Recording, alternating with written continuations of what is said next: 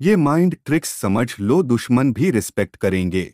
साल 2001 में अमेरिका के अंदर एक सर्वे किया गया जिसमें कुछ साइकोलॉजिस्ट ने यह पता लगाने का ट्राई किया कि आखिर क्यों कई लोग दूसरे लोगों से ज्यादा घुल मिल नहीं पाते और ना ही ज्यादा लोगों से वह बात करना पसंद करते हैं। तो यह जानने के लिए उन्होंने लोगों से यह पूछा कि अपना कोई ऐसा रीजन बताइए जिससे आप चाहकर भी नए लोगों को अपना दोस्त नहीं बना पाते। तो इस पर 45% लोगों ने यह कहा कि उन्हें नए दोस्त बनाना बहुत मुश्किल काम लगता है। 42% लोगों ने यह कहा कि उन्हें नए लोगों से बातचीत करने में शर्म आती है।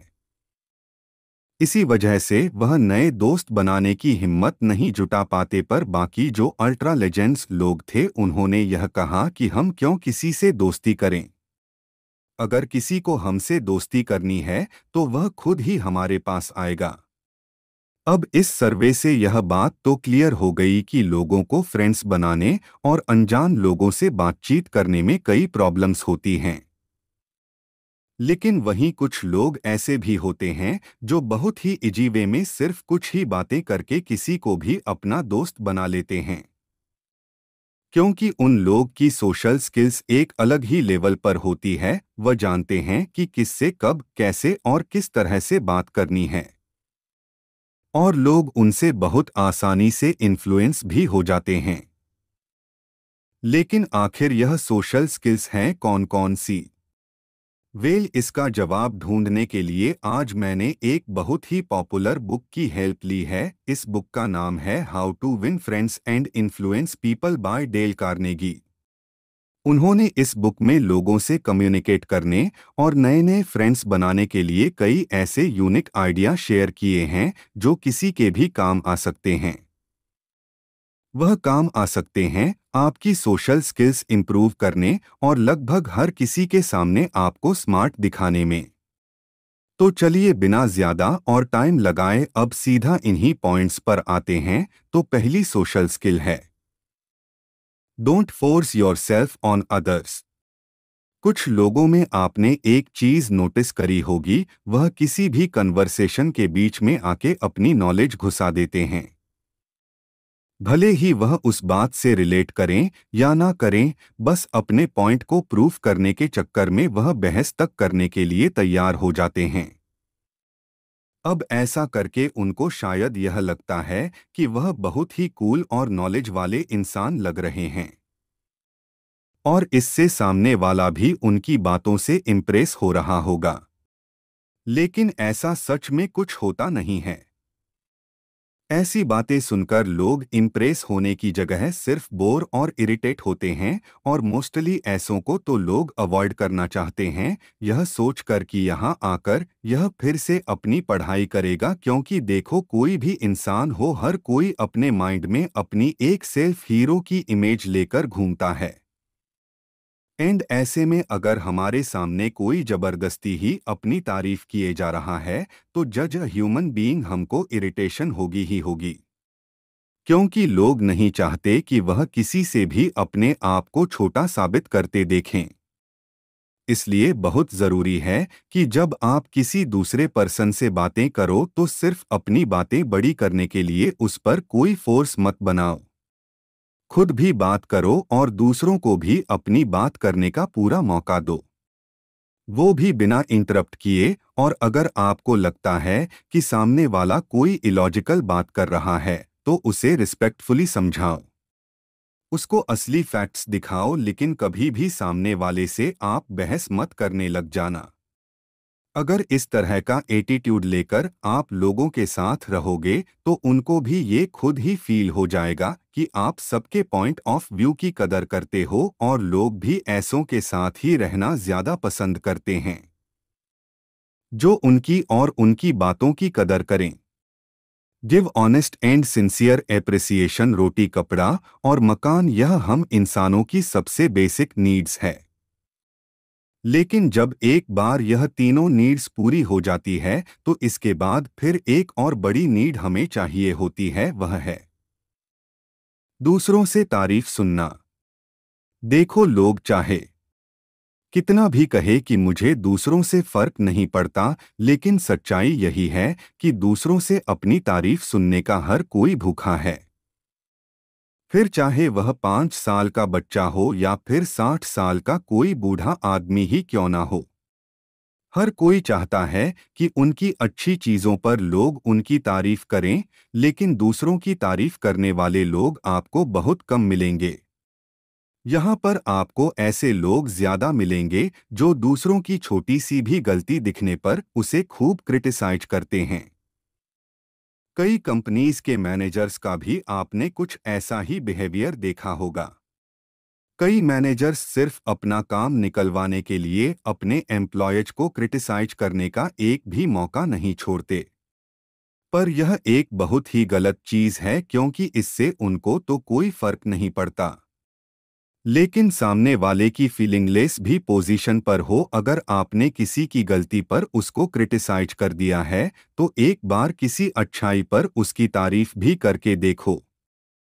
आप यकीन मानना, उनकी नज़रों में आपकी वैल्यू बहुत ज़्यादा बढ़ जाएगी और अब चांस है कि वह आपके उस पहले वाले क्रिटिसिज्म को भी पॉजिटिव वे में ले।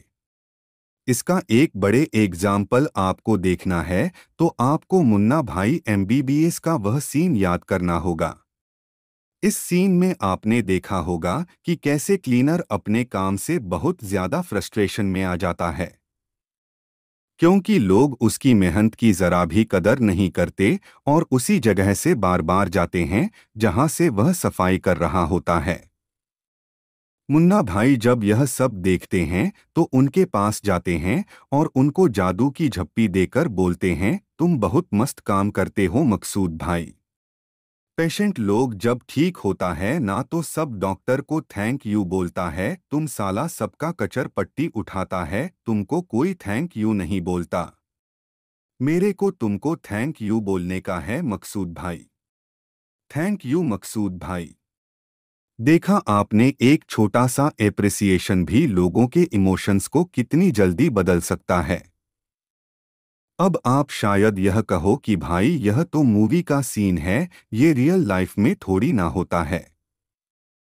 तो यह चीज आप खुद पर भी लेकर देख सकते हो कि जब भी आपको किसी काम के लिए थोड़ी सी भी तारीफ मिल जाए तो आप खुद ही फील करते होगे कि वह मोमेंट आपके लिए कितना खास बन जाता है। इसलिए भले ही आपसे कोई छोटा है या बड़ा, अगर आपको लगता है कि यह इंसान कोई तारीफ के काबिल है तो उसे आपको एप्रिसिएशन जरूर करना चाहिए। इससे ना सिर्फ उनकी नज़रों में आपकी वैल्यू बढ़ेगी बल्कि आप बहुत खास हो जाओगे उनके लिए। एक्सप्लेन करने के लिए एक स्टोरी बताता हूं मैं आपको।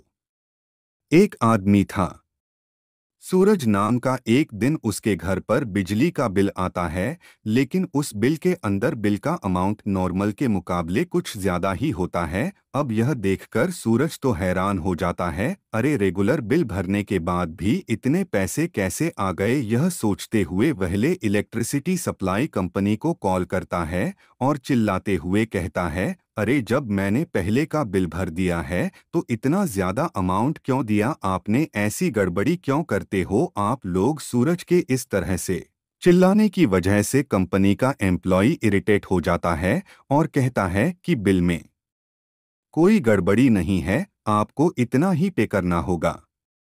सूरज नाम का। एक दिन उसके घर पर बिजली का बिल आता है, लेकिन उस बिल के अंदर बिल का अमाउंट नॉर्मल के मुकाबले कुछ ज्यादा ही होता है।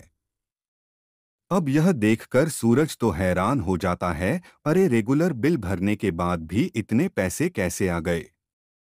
यह सोचते हुए वहले इलेक्ट्रिसिटी सप्लाई कंपनी को कॉल करता है और चिल्लाते हुए कहता है, अरे जब मैंने पहले का बिल भर दिया है तो इतना ज्यादा अमाउंट क्यों दिया आपने, ऐसी गड़बड़ी क्यों करते हो आप लोग। सूरज के इस तरह से चिल्लाने की वजह से कंपनी का एम्प्लॉई इरिटेट हो जाता है और कहता है कि बिल में कोई गड़बड़ी नहीं है, आपको इतना ही पे करना होगा। सूरज उस आदमी की बात सुनकर और गुस्सा हो जाता है और उसको फिर एक बार कंपनी को कॉल करता है। अब इस बार वो वहां के मैनेजर को उल्टा सीधा सुनाता है और फोन रख देता है। अब जब सूरज को इस तरह से परेशान होते हुए उसकी वाइफ देखती है तो वो उस कंपनी में अपने फोन से कॉल करती है।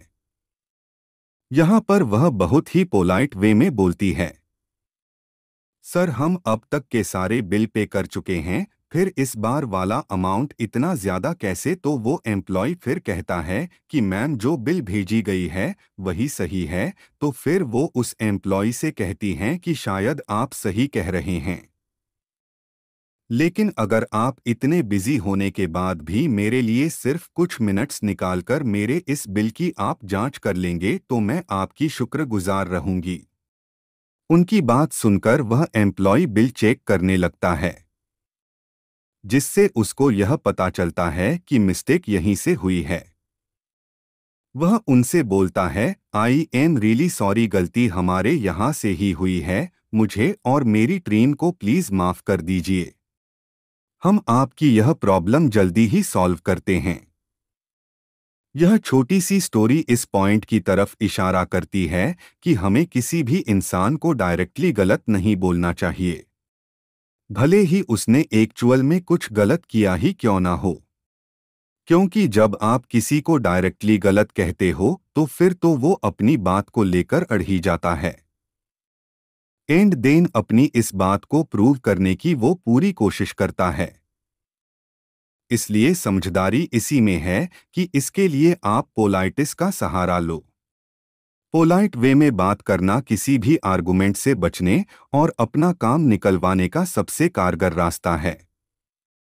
If you are wrong accept it. ऐसे लोग आपने अपनी लाइफ में बहुत देखे होंगे जो गलती करने के बाद भी कभी अपनी गलती एक्सेप्ट ही नहीं करते। बजाय इसके वह सामने वाले से लड़ना या बहस करना शुरू कर देते हैं। और इससे होता यह है कि दूसरे लोग इस बिहेवियर से और ज्यादा गुस्सा हो जाते हैं। देन फिर वह गुस्सा ब्रॉल में बदल जाता है और एक लड़ाई का रूप ले लेता है, जो कि अगेन एक बहुत बुरी चीज है। अगर आपने सच में ही कोई गलती की है तो चुप होकर उसको एक्सेप्ट कर लेना आपको दूसरों की नजरों में और भी ऊंचा उठा सकता है। और ऐसा हो सकता है कि जो इंसान आपसे पहले लड़ झगड़ रहा था वह भी आपका यह बिहेवियर देखकर पोलाइट हो जाए और आपसे आराम से बातें करने लग जाए। ऐसा ही कुछ एक बार डेल के साथ भी हुआ था। एक बार वह पार्क में टहलने के लिए गए और उस पार्क में वो उस टाइम अपने डॉग को भी साथ लेकर आए। डेल की आदत थी कि वह अपने डॉग को कभी बांधते नहीं थे क्योंकि उनका डॉग हर टाइम उनके साथ ही रहता था। लेकिन उस पार्क के गार्ड ने डेल को वहीं रोका और कहा, देखिए आपको अपने डॉग को बांध कर रखना चाहिए, इतने बड़े पार्क में यह किसी को भी काट सकता है। तो गार्ड की यह बातें सुनकर डेल बोलते हैं, अरे आप फिक्र मत करो, ऐसा कुछ नहीं होगा। मैं इसके गले में इसलिए चैन नहीं बांधता क्योंकि यह मेरे साथ ही रहता है, ये किसी को कोई नुकसान नहीं पहुंचाएगा। डेल अपनी जिद पर अड़े रहे और अपने डॉग को चैन ना बांधने के उन्होंने कई रीजंस दे दिए। तब गार्ड ने गुस्से में आकर कहा, बाहर निकल जाइए यहां से।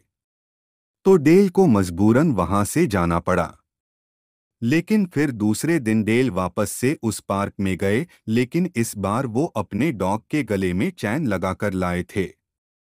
वो गार्ड के पास जाते हैं और कहते हैं, आप सही कह रहे थे, मुझे चैन लगानी चाहिए थी। मैंने आपकी बात और यहाँ के रूल्स ना मानकर गलती की। जब मैं घर गया ना तो मुझे इस बात का बहुत पछतावा हुआ। तो अब गार्ड ने उनसे मुस्कुराते हुए कहा, अरे नहीं नहीं, कोई बात नहीं।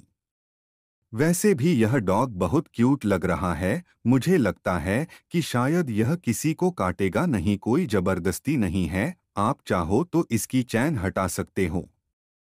तो इस तरह से डेल ने अपनी गलती को एक्सेप्ट किया, जिसे वो गार्ड भी अपना गुस्सा भुलाकर उससे पोलाइट वे में बात करने लगा। वह इसको अपनी लाइफ की एक बड़ी सीख बताते हैं। वह बोलते हैं कि अपनी गलती को एक्सेप्ट कर लेना मोस्ट ऑफ द केसेस में आपके लिए समझदारी साबित हो सकती है। लेकिन यह हमेशा याद रखना कि अपनी गलती को आपको तभी मानना है जब आपको अंदर से लगे कि यस मेरी सच में गलती है। क्योंकि कहीं पर अगर आपकी कोई गलती नहीं है लेकिन फिर भी आप दूसरों के सामने गलती मानने को तैयार हो जाओगे तो आप इससे अपनी सेल्फ वैल्यू वहीं पर खो दोगे। इसलिए इस बात का खासकर ध्यान रखना। तो ये थी guys how to win friends and influence people की एक क्विक समरी। यह कहा जाता है कि एक अच्छा दोस्त पाने के लिए आपको सबसे पहले एक अच्छा दोस्त बनना पड़ता है और इसमें सबसे ज्यादा हेल्प आपकी ये सोशल स्किल्स ही करेंगी। इसलिए जितना आप अपनी सोशल स्किल्स को इम्प्रूव करते जाओ उतना ही लोग आपको और आपके बिहेवियर को दिल से पसंद करेंगे। यह वीडियो अगर आपको पसंद आई हो तो इसको लाइक ज़रूर करें। वैसे अगर आप अभी अपनी यंग एज में हो और कुछ ऐसे लाइफ लेसन्स लेना चाहते हो जो बुढ़ापे तक आपको काम आए तो आपके लिए यह वाली वीडियो है। तो मिलते हैं अपनी नई वीडियो में, तब तक के लिए stay safe, stay healthy, take care.